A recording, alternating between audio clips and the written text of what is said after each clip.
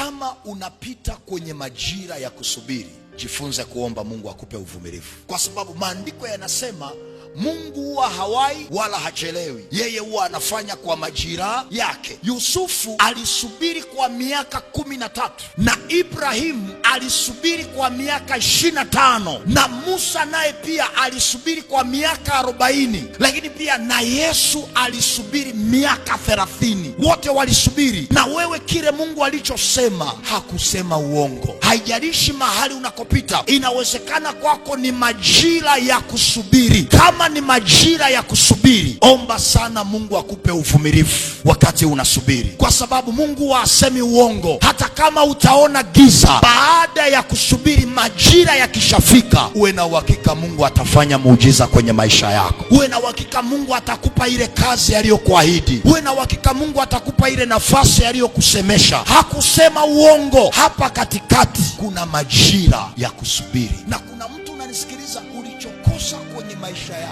ni uvumilivu. Mungu ni mwaminifu, aseme uongo. Kama alikwambia nitakuinua, hakusema uongo. Kama alisema nitakuponya, hakusema uongo. Kama alisema nitakupa ndoa, hakusema uongo. Anasubiri majira yake yafike ili atimize alichokuahidi. Na kati ya vitu ambavyo ninakuombea, Mungu akupe mngojezi, akupe uvumilivu.